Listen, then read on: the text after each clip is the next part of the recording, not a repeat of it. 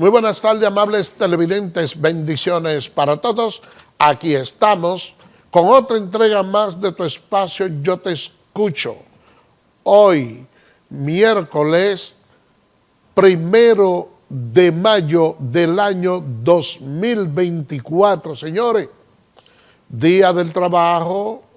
Hoy, ustedes saben que se corrió hacia el lunes y la verdad es que cuando se han hecho estos cambios buscando que la economía crezca más, porque se han hecho unos estudios que determinan que cuando hay un día de trabajo a mediados de semana, la economía tiende a mermar mucho y la gente aprovecha un fin de semana largo y resulta mucho más ventajoso para el trabajador y para los comerciantes. Pero la verdad es que se pierde la tradición. Y uno que llegó a ver que un día como hoy era algo muy notable, sobre todo en aquellos momentos donde las centrales sindicales tenían una verdadera credibilidad, donde habían algunos sectores que reprimían a la clase trabajadora, que promovían reivindicaciones. Siempre se hacían una serie de marchas donde los trabajadores enarbolaban su lucha, aprovechaban el día para solicitar parte de sus reivindicaciones sociales, y donde habían gobiernos represivos que los macaneaban, le entraban a palo a los trabajadores. Y el obrero tenía como cierta consideración. Pero ¿qué sucede? Que después de la caída del muro de Berlín, nosotros estamos viviendo en una época donde ya esas luchas sociales que se encaminaban a través de los clubes y de algunas instituciones, pues ya han pasado por desapercibidas y la verdad que hemos venido teniendo presidentes extremadamente democráticos a lo largo que van pasando los años, y eso ha cambiado. Porque hay que recordar que en los primeros años de gobierno del doctor Joaquín Balaguer había mucha represión. Él había heredado una dictadura recientemente de Rafael Leónidas Trujillo y tenía mucha dureza. Pero luego que ya el doctor Joaquín Balaguer pierde la presidencia y se veía como alguien que no tenía posibilidad alguna de volver al poder, sin embargo, hubo gobierno del PRD, con lo cual las personas no se sintieron de todo identificados, y eso hizo que Balaguer se reivindicara, y cuando vino en los últimos 10 años, entonces ya era un gobierno completamente distinto. Yo le digo los últimos 10 años porque él tuvo que recortar un periodo presidencial porque era marrullero Balaguer. Y hubo unas elecciones que evidentemente la ganó el PRD y él no quiso reconocerla y le planteó a Peña que duraran 2 años cada uno. Pero la pregunta que se hacía la gente, si es verdad que después que Balaguer se quede ahí, si va a cumplir. Porque por lo regular Balaguer no cumplía con ninguno de esos pactos que hacía.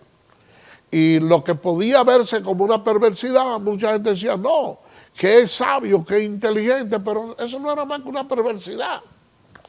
El caso es que días como el de hoy, Día del Trabajador, empezaron ya a perder cierto esplendor, a pesar de que en el día de hoy hubo manifestaciones por parte de los profesores, no solo en el Distrito Nacional y frente al Ministerio de Trabajo, sino que también lo hicieron en algunas localidades en procura de algunos aumentos salariales, reivindicaciones que dependiendo del lugar en donde usted se ubique, pudiera darle el calificativo que le quiera dar. Por ejemplo, yo entiendo que un profesor debe ser bien remunerado. Sin embargo, aprovechar una coyuntura preelectoral a tan pocos días para poner a los niños a perder clase, yo entiendo que hasta cierto punto es una posición verdaderamente extrema. Pienso que las cosas se pueden encaminar de otra manera y no aprovechar un periodo electoral para tratar de obtener reivindicaciones de maneras colaterales, pero en ese sentido, cada cabeza es un mundo. Y lo que sí yo entiendo, que hasta cierto punto ha faltado que alguien toque madera y que se respete lo que son las docencias en las aulas, que mediante un pacto fue establecido por los profesores y el Ministerio de Trabajo. Porque cuando se habla de violación de pacto, no debe ser de ninguna de las partes, pero una no puede tratar de avasallar a otra solicitando hasta cierto punto algunas reivindicaciones que en algún momento dado se pueden ofrecer. Porque incluso el ministro de Trabajo habló de un aumento de un 8%. Los profesores hablaron de un 20%, después de un 18%, y entiendo que finalmente ya en el día de hoy hemos estado hablando de un 10%, lo que indica que entre un 8 y un 10 no es tanta la diferencia que hay. Pero a mí no solo me gustaría que se hable del aumento salarial que merecen los profesores, sino que también hablemos de la capacitación que deben ellos de tener para permitir que nuestros hijos, que los hijos de la patria no queden detrás en el informe PISA cada vez que nos evalúan con otros países. ¿Por qué? Porque los profesores nuestros no han tenido la capacidad ni siquiera para prepararse ellos. Porque en los concursos de oposición que se hacen, que se entienden que ellos deben dominar, han tenido nota muy mala. Entonces, eso deja muy mal parado a un país que tiene un 4% del Producto Interno Bruto, que si bien es cierto, no es de lo más alto dentro de la región, pero ha sido un salto muy cuantitativo para la educación, pero no cualitativo, porque no hemos mantenido con los mismos estándares bajos, y eso no debe proceder. Pero también debiera la misma ADP hacer una introspección y discutir entre ellos, si quieren, a puerta cerrada, y hacerse la siguiente interrogante: si ellos como profesores están cumpliendo con un código de ética. Nosotros tenemos el caso del profesor Frankeli, condenado recientemente a unos 30 años de prisión por violación y muerte de una estudiante. ¿Cuántos casos de violaciones hay cometidos por profesores? ¿Cuántos de esos profesores han estado dentro de la fila con acciones, si se quiere, antiéticas, por no decir delincuenciales, y el gremio no dice nada? Hemos tenido casos de profesores y profesoras que recientemente han traspasado lo que es la frontera de la ética para llevar a nuestros hijos por conductas sexuales inapropiadas dentro de las propias aulas. Entonces, yo entiendo que al momento de evaluar la educación y solicitar algunas reivindicaciones, también se debe de poner en contexto el combo completo. Ok, tú quieres aumento, vamos a aumentarte, porque eso es lo lógico, que una persona a través de su trabajo obtenga un salario digno. Eso es algo que ninguna persona consciente debe de reclamarlo. Pero también, ya que tú me exiges, yo te voy a exigir a ti. Tienes que cumplirme con las normas éticas, tienes que comportarte de tal o cual manera. Porque la verdad es que el serrucho corta la madera porque va de un lado al otro. Yo te doy, tú me quitas. Yo te doy, tú me quitas. Entonces así nosotros encontramos el afinamiento y podemos moldear la educación que le damos a nuestros hijos.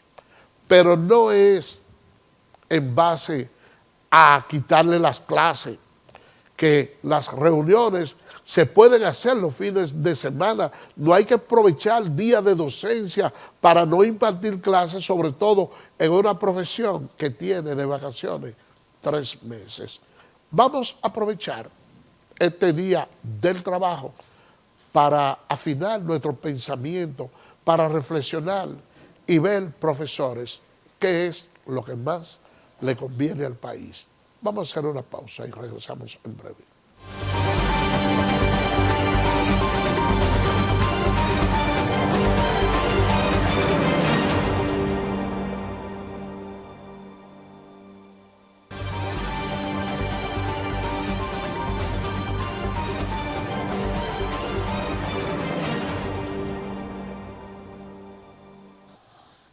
Gracias por permanecer con nosotros. Miren, nosotros tenemos un programa especial en el día de hoy porque tenemos aquí al amigo Federico Velázquez, quien en los últimos 30 minutos estará conversando con nosotros acerca de un tema que a mí, yo lo escuché y me lució bastante interesante, que es de la tecnología de ciclo propicio, TCP.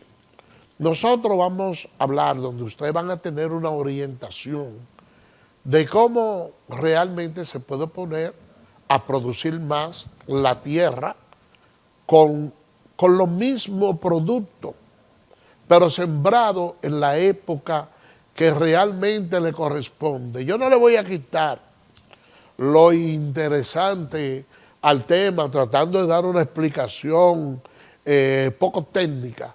Yo quisiera que sea Federico, con la elegancia, el conocimiento y destreza que tiene, que le explique a ustedes cómo realmente se hace eso. Así que manténganse ahí. Mientras tanto, señor director, a mí me gustaría que nos ilustre con la gráfica de las declaraciones dadas por el presidente de la República. Algunos temas que lo vamos a comentar después que veamos la gráfica, señor director. Que se queda más tiempo en el país. Mira, no todos los políticos somos iguales, don Miguel. A mí no hay fuerza humana que me haga modificar la Constitución para extender los plazos de la presidencia. Al contrario, lo que yo quiero es modificar la Constitución para ponerle el candado, para que no venga otro a querer cambiarla. Eso es el legado a la democracia que yo le voy a dejar a este país. Absolutamente nadie, es más, a mí no me puede ni siquiera hablar de eso. Pero usted va a estar muy joven para el tercer mandato. Pero yo puedo, pero eso no es que está de joven o no joven. Eso no es de joven o no joven. Nelson Marrero, su director del periódico. Eso es sencillamente de concepto democrático, de cultura democrática. Aquí nadie es indispensable. Yo lo que tengo... Miren, yo no tengo dudas de que lo que dice el presidente es de corazón, porque ustedes saben que cuando se hablaba de debate, él lo proponía. Cuando estaba en la oposición, siendo presidente, fue el único que lo ha hecho. Y cuando él habla de ponerle el candado, bueno, pero de modificar la Constitución para eso. Bueno, pero los partidos de la oposición pudieran aprovechar el especial y decir, sí, señor presidente, venga, vamos a ponérsela. Porque ustedes recordarán que el expresidente Danilo Medina decía que el presidente que se reelige es capaz de tragarse un tiburón podrido y ni siquiera eructar. Y él hizo eso, se tragó su tiburón podrido. Y hubo muchos problemas porque después quería seguir. Entonces, el presidente Luis Abinader ha dado una muestra de ser un hombre muy democrático y ha estado solicitando una serie de planteamientos que la oposición y el país en sentido general debiera de aprovechar y verdaderamente cerrar ese candado. No por él, porque creemos en la palabra de él, sino por otros que nunca están conformes. Porque hay uno por ahí que ha gobernado durante 3 periodos y quiere volver a gobernar ahora y anda haciendo muchísimas propuestas por ahí. Otra cosa de la cual hablaba el presidente era de nuestros hermanos y vecinos haitianos. Él decía que si le abrimos un poquito la puerta, bueno, pero se llena el país. Yo creo que falta poco para eso. Pero la verdad es que me ha gustado hasta cierto punto que tenga esos niveles de dureza, porque con todo y eso tenemos el país lleno. Señor director, ayúdenos con las imágenes. Gobierno, yo quise normalizar las situaciones con Haití. Y firmamos creo que fue en diciembre del 2020, un acuerdo con el presidente Moïse para construir 2 hospitales de maternidad en la frontera del lado haitiano, para que ellos le dieran, porque aquí estamos hablando como que Haití está normal. Haití está en una situación que nunca antes había estado, entonces no podemos nosotros responder está normal con Haití si estaba en una situación que nunca antes, controlada por bandas, sin gobierno prácticamente, sin darle identificación a los ciudadanos haitianos. ¿Cómo tú le vas a dar o puedes darle un permiso normal de trabajo si no están dando identificaciones desde hace casi un año en Haití y más del 90% de los haitianos no tiene ni un pasaporte ni una cédula de identificación? Ahí hablamos también para que le dieran cédula haitiana a los haitianos en República Dominicana. ¿Qué pasó? A los 5 meses asesinaron al presidente Moïse y a partir de ahí ha sido un caos. Entonces nosotros lo que hemos tenido que tomar una posición de seguridad de relación con el país y con situaciones especiales. No podemos estar en una normalidad ante una situación de completa normalidad en Haití. O sea, eso es lo primero que nosotros tenemos que ver. Haití no tiene, ahora mismo tú ve a buscar, que los haitianos vayan a buscar una cédula de identificación. ¿A dónde van? No tienen pasaporte, no pueden encontrar pasaporte. Presidente, hay haitianos que tienen 50 años viviendo aquí. Bueno. Y no tienen... Es un problema bastante grande el que nosotros tenemos con los nacionales haitianos. Pero hablando de problemas, señores, ¿ustedes saben dónde hay problemas?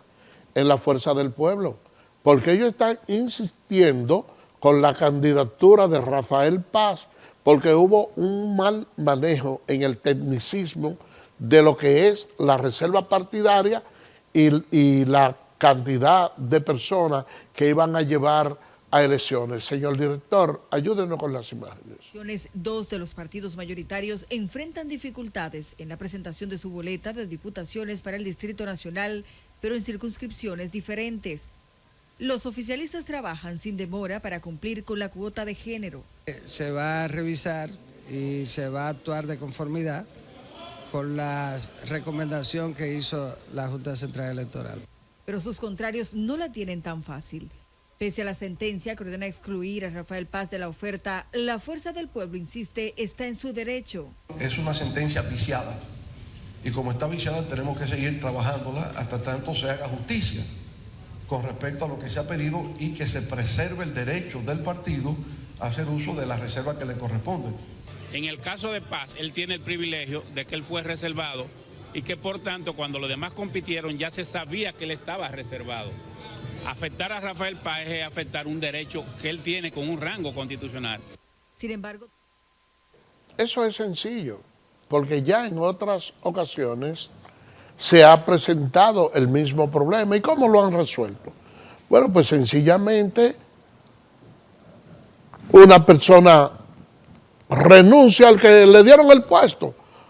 Renunciar, entonces de manera automática entra Rafael Paz, que sin lugar a dudas tiene un nivel de popularidad bastante grande y yo sé que a la fuerza del pueblo le va a ayudar mucho. Ahora bien, esa decisión debe de servir de acicate para que de cara al futuro los partidos políticos, cuando hacen esas reservas electorales, sepan bien cómo lo van a hacer, sobre todo porque hay una cuota de género que hay que respetar y esa parte no se ha respetado. Y hablando de irrespeto, la ADP está anunciando paro escalonado en todo el país si no le hacen el aumento salarial, señor director. Jiménez Moya, esquina Correa y Cidrón, desde donde partieron hacia el Ministerio de Trabajo exigiendo un reajuste de los salarios,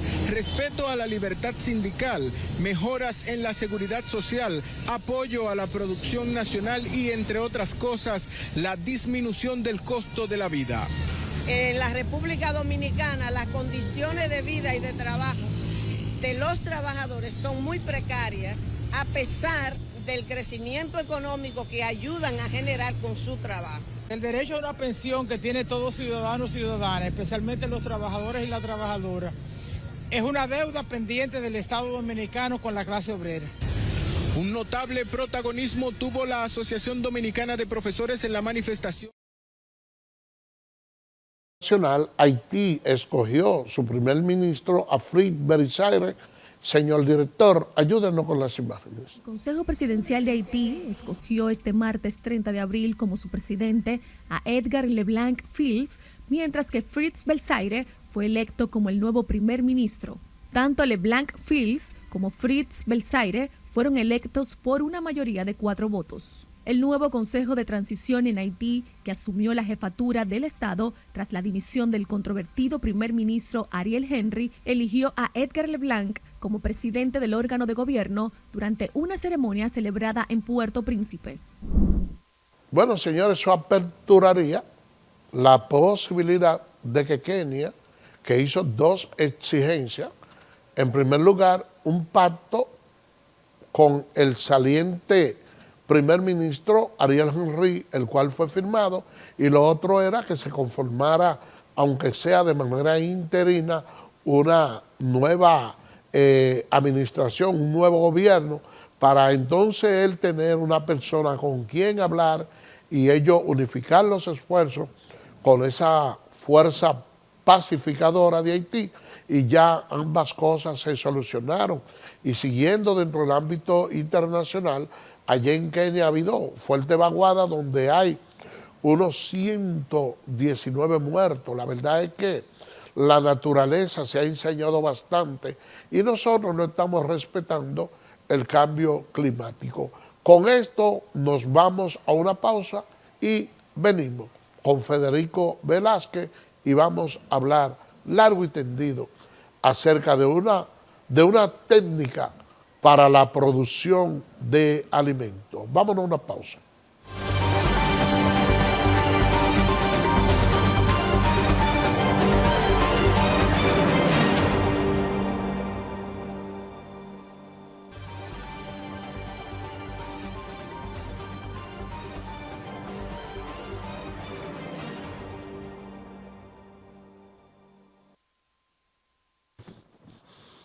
Bueno, señores,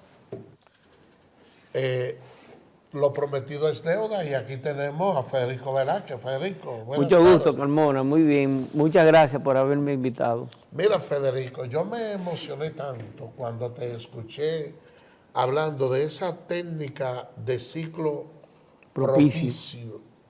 Y dije, caramba, a mí me gustaría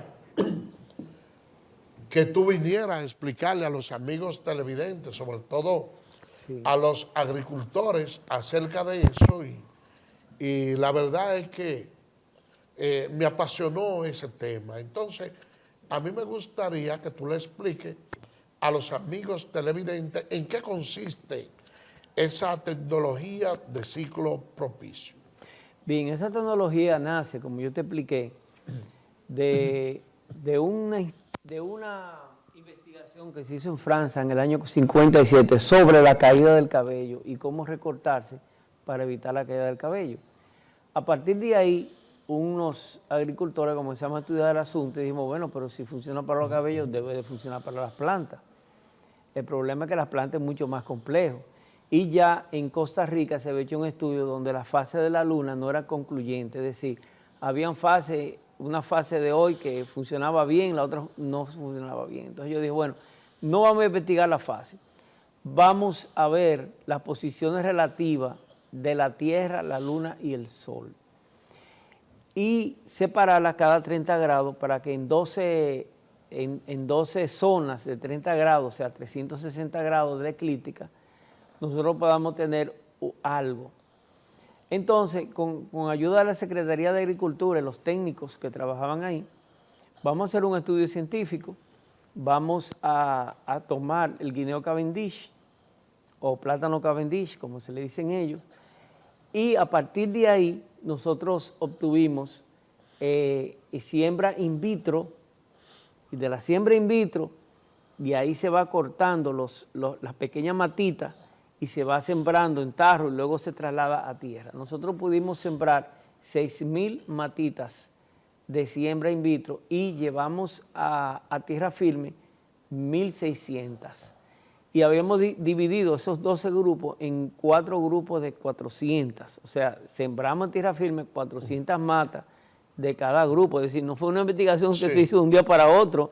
Sí. Eso nosotros tuvimos casi, en siembra tuvimos casi 2 años. Y en análisis de los resultados tuvimos casi 5 años. O sea, no es algo que, digamos, vamos a inventarnos esto ahora. No, eso no fue así. Eso ha dado mucha lucha y después en los años siguientes lo llevamos a varios rubros. Entonces, a partir de ahí ya nosotros sacamos una forma Made in República Dominicana. Fíjense, eso no fue una cosa que copiamos de allá, no. Porque inclusive nosotros tenemos amigos en el Instituto de Trieste, que es un instituto de investigación científica. Teníamos un amigo abogado que trabajaba allá, colega suyo. Él era el director jurídico del Instituto de Investigación Científica de Trieste. Okay. Y nosotros se lo llevamos a ellos lo probaron en Italia, Trieste pertenece a Italia, y luego ellos mismos lo tradujeron al francés y lo probaron en Francia. El resultado fue el mismo de aquí, no hay ninguna diferencia. Y también se probó en Australia, tanto que en aquella época querían que yo me mudara en Australia. Yo no sé cómo yo no me mudé, porque yo como que le cogí, como que eso estaba tan lejos que yo no quise coger para allá. Pero a mí me hicieron propuestas para mudarme a Australia. No, vamos a dejarlo aquí, eso lo vamos a hacer aquí, usted verá. Entonces, luego se hizo en Costa Rica, se hizo en Perú, se hizo en Ecuador, y todos los resultados fueron idénticos. Es decir, nosotros sabemos ya cómo sembrar. En el caso de la zanahoria, que lo pueden poner en la vista. Señor director, ayúdenos con la imagen. Fíjense bien, eso fue en una siembra privada, porque el caso del guineo Cavendish fue con la ayuda de la Secretaría de Agricultura. Correcto. En el caso de la zanahoria, nosotros conseguimos una siembra que tenía 11 hectáreas y ya la agricultura había sembrado 7 hectáreas, quedaban 4. Nosotros le dijimos, miren, si usted siembra la semana que viene va a tener más libras de zanahoria. Y él dijo, pero yo puedo esperar una semana a ver si es verdad lo que ustedes dicen, porque yo lo pongo a prueba. Esto no es una cuestión de que la Biblia, esto no es una religión, ni Corán, ni nada de eso. Esto es algo que se prueba y yo lo someto a prueba en cualquier terreno. Entonces, así mismo fue. Casi 9 meses, como se ve ahí, un incremento de 854% en las libras de zanahoria. Es decir, las 4 hectáreas que quedaban dieron mucho más libras de zanahoria que las 7 restantes. Entonces, así mismo con la cebolla. Y eso fue allá en Constanza. Pueden poner la gráfica de la cebolla.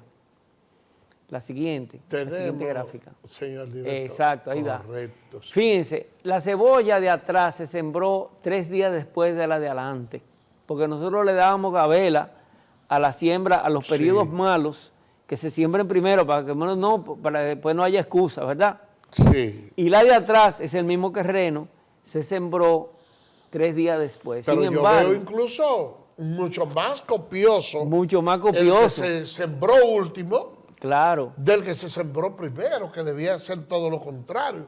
Y además también la cantidad que salieron allí y lo poco. Y lo poco que ha salido ahí. Sí. Y eso es real, esa fotografía. Entonces, fíjense ustedes, imagínense ustedes, República Dominicana, que está produciendo agricultura, que nosotros podamos multiplicar por 5 la producción nacional sin tener que variar ni buscar más terreno, solamente sabiendo la fecha en que debe de sembrarse. Únicamente, eso es todo. ¡Wow! Y por eso nosotros lo comparamos los resultados del Guineo Cavendish, los técnicos de la Secretaría de Agricultura, en aquella época, fue en el año 94, compararon la siembra que nosotros teníamos aquí con toda la desventaja de la tecnología del 94, que se iba a la luz, que había un hoyo arriba que no permitía el laboratorio, que el aire acondicionado se apagaba cada rato.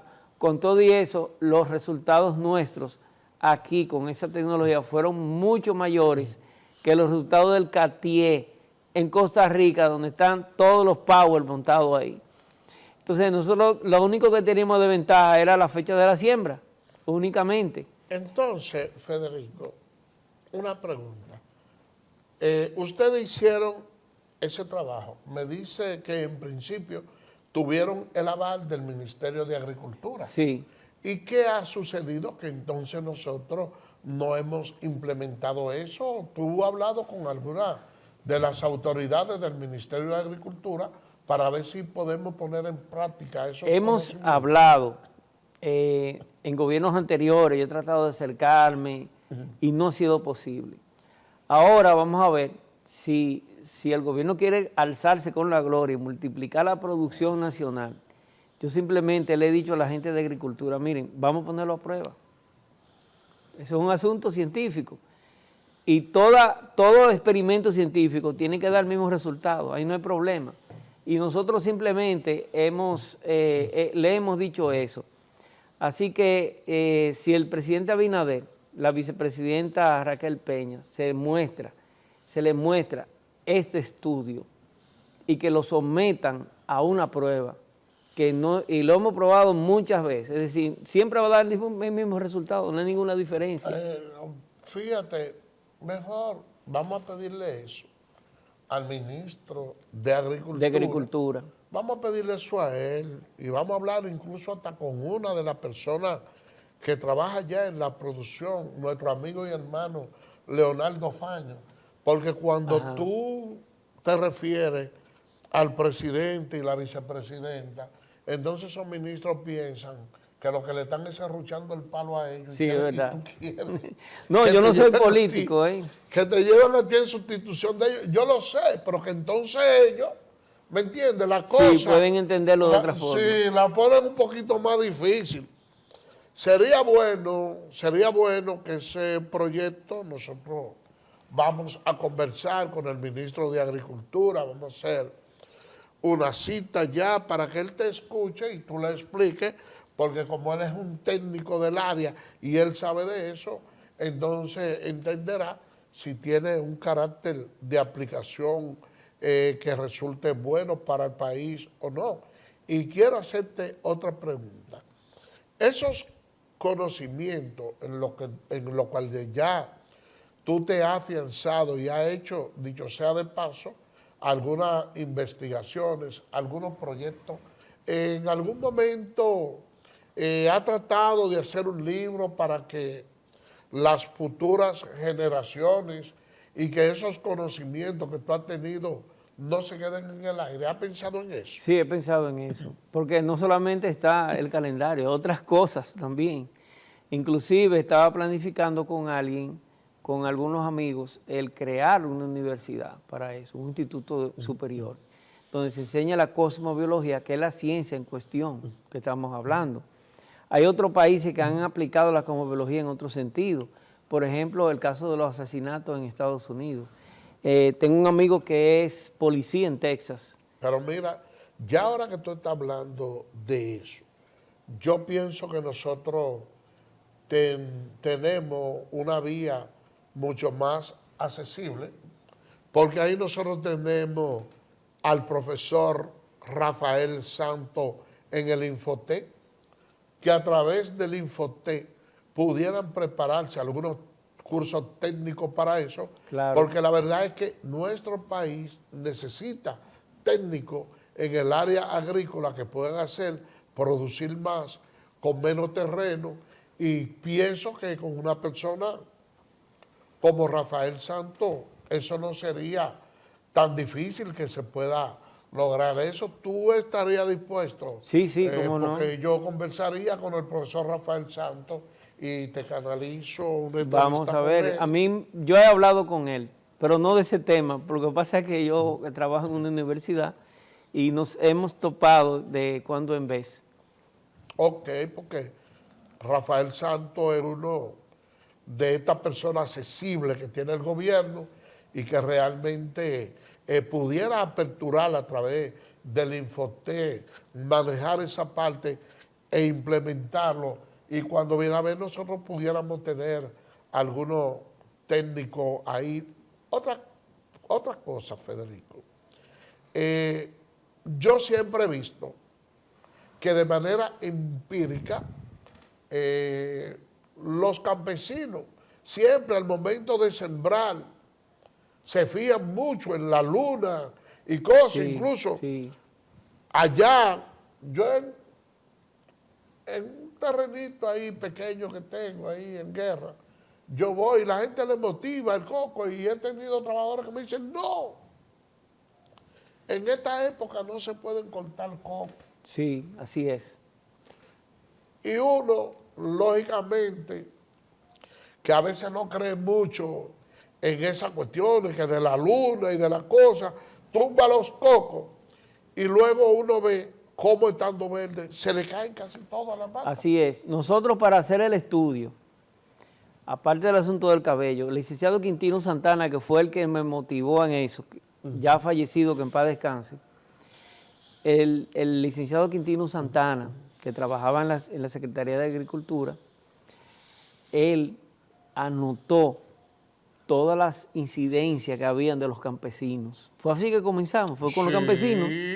Claro. Lo que pasa es que así como el curandero, el médico debe de separar cuál es la sustancia que realmente tiene efecto. Sí. Eso tuvimos que hacerlo nosotros. Entonces yo como matemático, y porque yo calculo esas posiciones con la fórmula de la NASA, es decir, yo tengo la base de datos de la NASA y yo calculo esas posiciones con las fórmulas de posiciones de la Luna y el Sol de la NASA.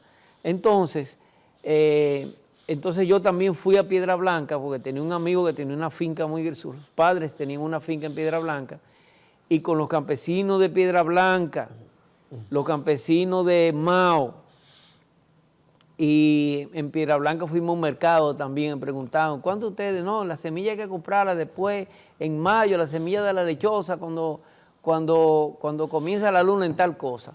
Entonces, eso nos dio a nosotros una posición astronómica, porque cuando ellos dicen mayo, quiere decir que el sol está en una posición, cuando dicen luna llena, la luna está en otra. Entonces, nosotros traducimos todas esas teorías de los campesinos que vienen de sus padres y de sus abuelos, que son efectivas, señores, son efectivas. Lo que pasa es que hay que saber en qué momento tiene mayor efectividad. Sí, claro. Porque entonces, nosotros traducimos esas creencias de los campesinos en fórmulas matemáticas. Sí, aplicamos la fórmula y ese fue el resultado. Ahí se habla de las cabañuelas de Osorio. Porque en aquellos tiempos donde la ciencia no estaba tan avanzada, se tomaban como parámetro los primeros 12 días del año, del día primero al día 12, y se iban anotando las incidencias, el comportamiento del calor, la lluvia o lo que sea, los asomos, el nublado, y en función de eso, aquellas personas que no sabían de ciencia pronosticaban y decían, en tal mes va a ser calor, aquí va a ser lluvia, esto va a ser esto, lo tomaban Sí, entonces, eso tiene que ver mucho porque hay gente que dice, no, mira, por ejemplo, este animal está en celo, pero no se puede cruzar ahora porque la luna está en tal posición, que está esto, o está lleno, está nueva, esto no es para eso. Y en función de eso, señores, en esa creencia, bueno, pues la gente sabe cuándo es que se va a determinar que se va a sembrar un determinado fruto. Entonces yo entiendo que ustedes lo que han hecho dentro de esa misma creencia popular es afianzar, recogerla, escribirla, traducirla a una fórmula matemática. Correcto. Y a partir de ahí sacamos los 4 grandes grupos. 12 grupos y de esos 12, 4. Y entonces ahí comenzamos el experimento. Vamos a sembrar según cada una de esas 4. Correcto, porque yo en ocasiones veo que presentan ahora a través de los medios de comunicación hay unos árboles con una tecnología donde tienen muchísimos limones. Entonces uno dice, pero ¿y cómo es que ellos logran obtener todo eso? Es más, nosotros supimos, tengo una amiga que tiene un colegio bilingüe y el campesino que le cortaba, que le dijo a ella, esa mata no se puede podar porque si la podamos ahora le van a salir gusanos. No, hombre, no te lleves de eso, pódala. A los 2 meses esa mata estaba muerta totalmente. O sea, el campesino tiene la razón. Y por eso que nosotros en el calendario ponemos la fecha en que usted puede deshiervar. Nosotros acabamos con los más fuertes hierbas, las hierbas malas, como le dicen, en 5 cortes, sin necesidad de usar insecticida, ni vermífugo, ni nada de esa cuestión. En 5 cortes desapareció esas hierbas, totalmente. Y lo probamos científicamente. ¿Por qué? Porque después del Guineo Cavendish sabíamos cuáles eran los días peores y nos pusimos a cortar la hierba en esos días peores y la hierba desapareció. Y totalmente. ¿Quiere que te diga algo, Federico? Mira, ya el tiempo a nosotros se nos agotó, pero nosotros vamos a tener que seguir tratando ese tema y te digo aquí públicamente que quiero invitarte a ti, pero también cuando volvamos a tratar este tema, que pienso que no va a ser muy lejos, también quiero traer un ingeniero agrónomo para sí. Entre ustedes se haga la conjugación de toda esa cuestión. Vamos a hacerlo. Y podamos darle a los amigos televidentes una idea más clara sobre lo que es la tecnología de ciclo propicio, para que ustedes allá en sus hogares, al momento de que quieran plantar cualquier hortaliza en su huerto, sepan la época en que deben de hacerlo y cómo con poco terreno pueden producir más. Señores, por el día de hoy hemos llegado al final. Será mañana, Dios mediante, cuando estaremos con otra entrega más de Tu Espacio Yo Te Escucho. Así que, bye bye.